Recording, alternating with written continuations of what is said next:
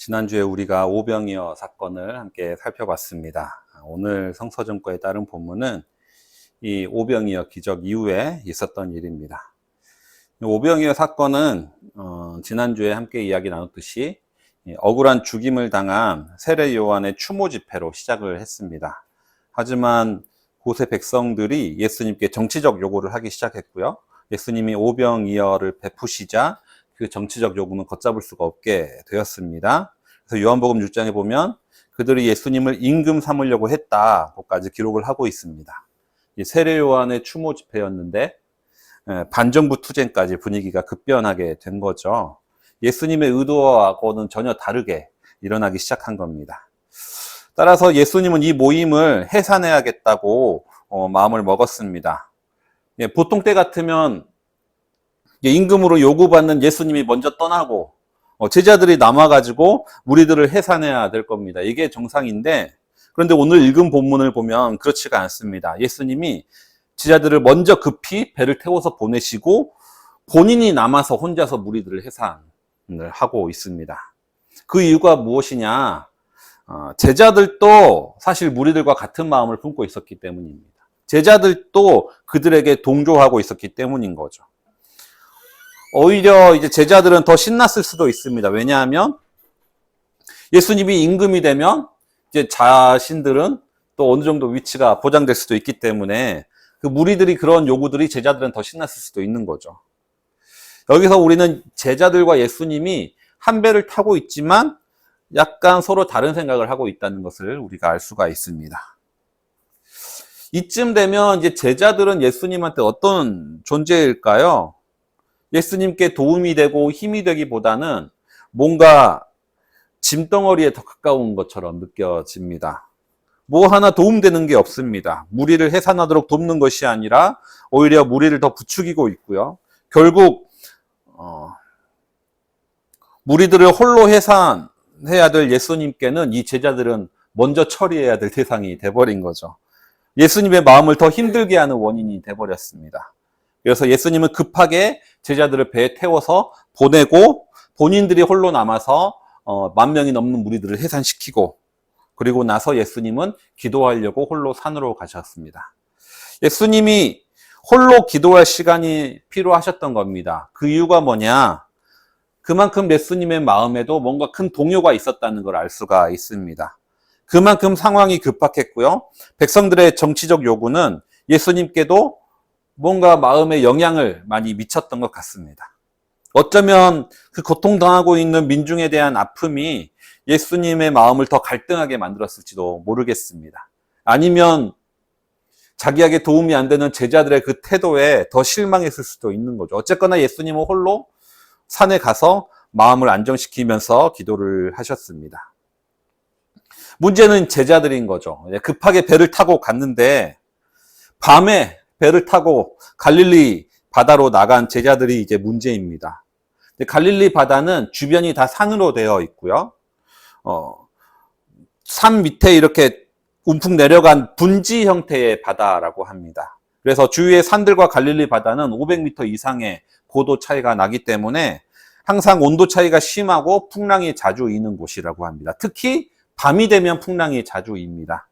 그래서 갈릴리 주변의 뱃사람들은 밤에는 배를 어지간하면 타지 않는 것이 그 당시의 룰이었습니다. 그런데 상황이 너무 급하다 보니까 배를 태워가지고 제자들을 보낸 거죠. 그들은 결국 바다 한가운데에서 풍랑을 만나게 됩니다. 바다 한가운데에서 풍랑을 만난다는 것은 어쩌면 우리가 만날 수 있는 가장 어렵고 공포스러운 순간 중에 하나가 될 것입니다. 바다는 가장 고립된 공간입니다. 주변에 누가 도우러 올 것이라는 기대를 전혀 할 수가 없는 공간이 바다입니다. 특히 예수님 시대에는 배에 무슨 통신 장비가 이런 것도 아니었기 때문에 SOS를 칠 수도 없었기 때문에 더 심했을 겁니다. 바다 위에 고립된 배가 통신 장비도 없이 풍랑을 만난다는 것은 우리에게 극도의 불안감과 공포를 선사하는 장면인 거죠. 그렇기 때문에 예로부터 공포영화나 재난영화의 테마 중에 하나가 이런 해양 재난 영화인 거죠. 칠흑 같은 어두운 밤에 바다 위에서 풍랑을 만난 제자들의 상황은 어쩌면 우리의 삶이 이런 것처럼 느껴질 때가 많이 있습니다. 고난과 어려움은 우리를 고립시킵니다. 그냥 바다 위에 홀로 떠 있는 배처럼 고난과 어려움이 닥쳐오면 내 주위에 아무것도 없는 것처럼 느껴질 때가 있습니다. 극심한 스트레스는 우리의 시야를 매우 좁게 만듭니다. 그렇기 때문에 분명히 그렇지 않음에도 불구하고 이건 도저히 피할 수 없다고 극심한 스트레스 가운데 시달리게 되면 죽는 것 외엔 답이 없다고 느껴지게 만들기까지 합니다. 특히 고난의 경험이 적은 사회 초년생들에게는 이러한 마음들이 더 심하겠죠. 얼마 전에 스스로 목숨을 끊은 서희초 교사를 보며 많은 사람들이 그냥 그만두면 되지 왜 죽었을까 하는 안타까운 마음들이 저도 들었었는데요. 그런데 저도 돌이켜보면 그때 그 시절을 보면 이해가 되기도 합니다. 저도 대학을 갓 졸업하고 직장을 다녔을 때 직장 다닐 때 그런 마음이 들 때가 있었습니다. 이거 죽는 거 외에는 답이 없나? 라는 생각이 들 때가 있습니다. 나중에 그때 생각해 보면 그 순간에는 직장을 그만두면 된다라는 생각 자체를 못하고 있었던 것 같습니다. 나중에 어느 정도 그 회복이 됐을 때 이제 회사를 그만둬야겠다라는 마음이 생기고 용기가 생긴 거죠. 예레미야라는 선지자도 마찬가지입니다. 예레미야는 자기 조국에게 이방 민족에게 항복하라고 바벨론에게 항복하라고 외쳐야 했던 선지자입니다. 주변의 모든 사람들, 특히 자기 친족과 가족까지 예레미야에게 예언하지 말라고 협박했습니다. 그리고 사실 자기 자신도 예언하기 싫어했습니다. 자기도 예언하고 싶지 않았습니다. 그런데 말을 안 하고 있으면은 마음이 불붙는 것 같아서 견딜 수가 없어서 어쩔 수 없이 예언을 하는 겁니다. 예언을 하자니 주변에서 핍박을 하고 예언을 안 하자니 속이 불타는 것 같고 이러지도 어쩌지도 못한 상황 속에서 예레미야는 자신의 생일을 저주하는 거죠. 내가 차라리 태어나지 않았으면 좋았을 텐데 내가 왜 태어났을까라는 생각까지 하는 거죠. 엘리야는 갈멜산에서 불을 내리게 하고 3년 가뭄에 비를 내리게 했지만 왕비 이세벨이 자신을 죽이려고 한다는 소식에 듣고 도망쳐서 하나님한테 차라리 나를 죽여달라고 외쳤습니다. 그러면서 이렇게 얘기하는 거죠. 선지자는 나 혼자 남았는데 나까지 죽이려고 합니다. 라고 하나님한테 말합니다. 엘리야라는 아주 크고 위대한 선지자도 고난 앞에서는 시각이 좁아지는 거죠. 자기 혼자 남았다. 아무도 나에게 도움이 안 된다. 나 같은 사람 아무도 없다라고 생각을 하게 만든다라는 거죠. 그때 하나님은 엘리야에게 말하십니다. 너 같은 사람 7,000명이나 더 있다라고 말을 하시는 거죠. 오늘 예배 시작 전에 청년들의 은둔형 외톨이에 대해서 함께 기도를 했는데 청년들 중에 24만 명이 은둔형 외톨이라고 합니다. 그 중에 그 대부분의 외톨이가 되는 계기는 취업이 되지 않으면서 시작을 했다고 하고요. 그리고 혼자 집에 있는데 SNS나 미디어를 보면 다른 사람들은 죄다 행복하게 사는 것처럼 보여지다 보니까 점점 더 고립되게 만든다라는 겁니다. 점점 더 나는 고립되고 운둔하게 된다는 거죠.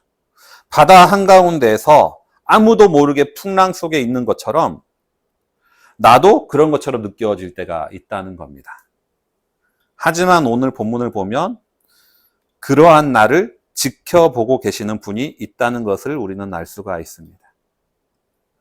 아직 어두운 새벽에 제자들은 풍랑으로 인해 어려움을 겪고 있을 때 예수님은 그들을 보고 있었습니다. 앞이 하나도 보이지 않는 칠흑 같은 새벽에 지금처럼 조명이 있는 시기도 아닌데 어떻게 예수님이 그 제자들의 배를 발견했을까?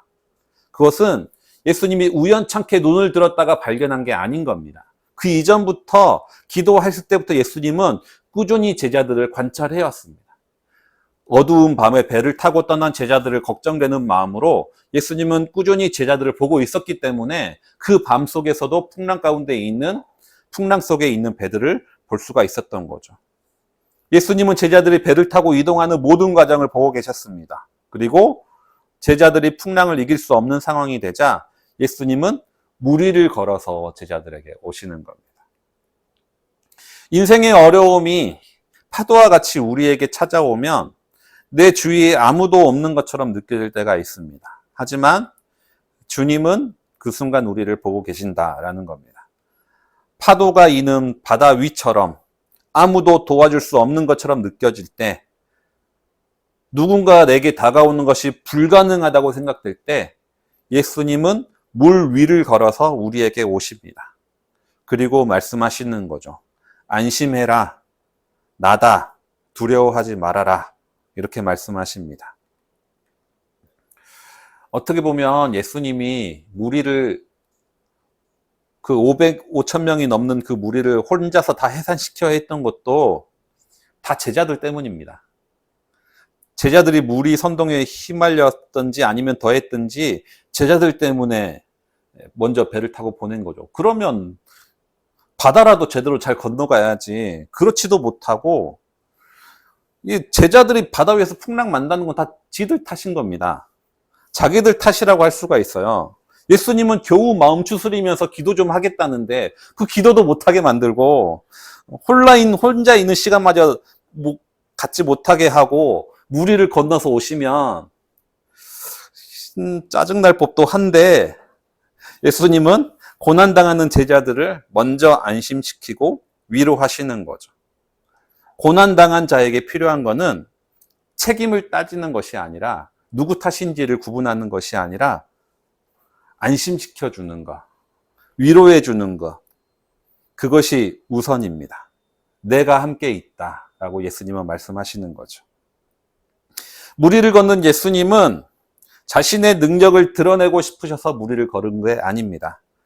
예수님이 무리를 걸으신 이유는 고립된 사람들을 찾아가기 위해서입니다. 예수님은 길이 없는 곳에서는 길을 만드셔서 우리들을 찾아오십니다. 벽으로 막혀 있다면 벽을 뚫고 우리를 찾아오십니다. 사방이 물속에 있다면 물을 걸으셔서 우리를 찾아오시는 겁니다. 고난은 우리를 혼자가 되게 만들고 고난은 우리를 고립되게 하지만 주님은 우리를 해방시켜 주십니다. 중요한 건 우리도 이렇게 무리를 걸을 수 있느냐. 우리가 고난과 고립 속에 있을 때 주님은 우리에게 찾아오시지만 우리 스스로 주님께 나아갈 수가 있느냐.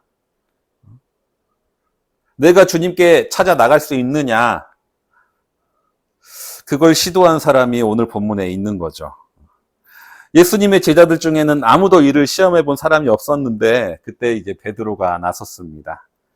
주님께 스스로 무리를 걸어 나갈 수 있도록 베드로는 요청을 했습니다.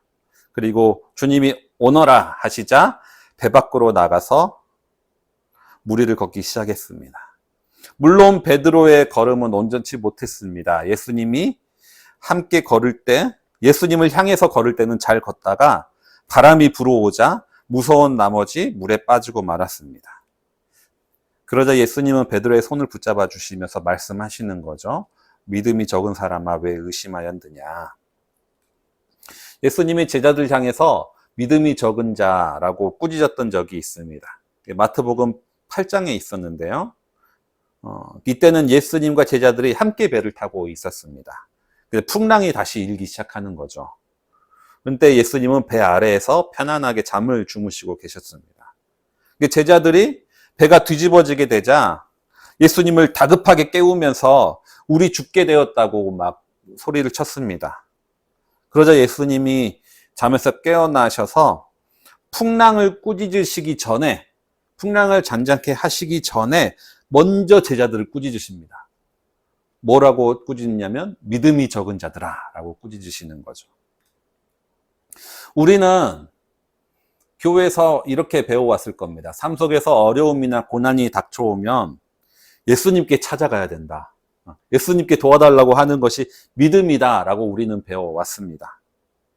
제자들이 이렇게 예수님을 찾아가서 도와달라고 사정하며 깨웠는데, 그런데 우리가 배워온과는 달리 예수님은 오히려 믿음이 적다라고 꾸짖으셨다라는 겁니다. 그렇다면 예수님이 이 풍랑 속에 있는 제자들에게 말씀하신 그 믿음이라는 것이 대체 무엇일까? 예수님이 원하시는 믿음은 풍랑을 두려워하지 않는 믿음이었다라는 겁니다. 고난이 일 때 주님께 기도하는 것이 믿음이 아니라 그 고난을 두려워하지 않는 것이 믿음이라는 겁니다. 베드로는 분명히 바다 위를 걸을 수가 있었습니다. 그런데 베드로가 바다를 빠지게 만든 것은 그 두려움 때문이었습니다. 그 두려움이 있다는 것이 믿음이 적다라는 거죠. 그렇게 예수님은 베드로를 잡아주시면서 믿음이 적은 사람아 이렇게 말씀하시는 거죠. 예수님이 원하시는 믿음은 여전히 풍랑을 두려워하지 않는 믿음이었습니다. 그리고 그런 믿음이 있을 때 우리는 고난과 어려움이 닥쳐와도 스스로를 그 좁은 배 안에 나를 가두는 것이 아니라 그 고립에서 벗어나 주님을 향해 발걸음을 옮길 수가 있게 됩니다. 그렇다면 어떻게 우리는 풍랑을 두려워하지 않을 수 있을까? 내가 풍랑 한가운데 있더라도 주님은 무리를 걸어서 나에게 오신다는 믿음이 있어야 됩니다. 그리고 내가 바다에 빠지더라도 주님이 손을 내밀어 주신다는 믿음이 있어야 되는 거죠. 이런 믿음이 있을 때 우리는 풍랑을 두려워하지 않는 믿음을 누릴 수가 있게 됩니다. 말씀을 정리하겠습니다. 고난과 어려움은 우리의 시야를 자꾸 좁게 만듭니다. 그래서 고난은 넘을 수 없는 산처럼 우리한테 느껴지고 나의 그 고난 가운데 있는 나는 나 혼자만 있는 것처럼 느껴지게 만듭니다. 하지만 이렇게 스스로 고립되어 있는 우리에게 주님은 무리를 걸어서 찾아오십니다. 주님은 이렇게 고립된 우리를 해방시켜 주십니다. 하지만 우리가 더 나아갈 것은 주님은 찾아오시기도 하지만 또한 나 스스로 이 고립에서 나갈 수 있기를 원하신다라는 겁니다. 물론 그것을 위해서 고난 앞에서 두려워하지 않는 믿음을 갖기를 원하십니다. 두려움의 바다에 빠질 수도 있지만 주님이 내 손을 잡아주신다는 것을 믿을 때 우리는 두려워하지 않는 믿음을 가질 수가 있게 됩니다. 고난과 어려움 가운데 있을 때 세상은 너 혼자만 외롭다라고 속삭입니다. 온갖 미디어와 SNS들은 다른 이들의 행복한 모습만 편집해서 보여줍니다. 하지만 주님은 우리에게 너 혼자가 아니라 내가 함께 있다. 두려워 말아라. 이렇게 말씀하십니다. 이러한 주님의 음성에 늘 귀를 기울이며 고난이 나를 고립되지 않도록 주님을 향해 끊임없이 움직이시는 모든 성도님들 되시기 바랍니다. 함께 주신 말씀 생각하시면서 내일을 바라보며 기도 함께 드리겠습니다.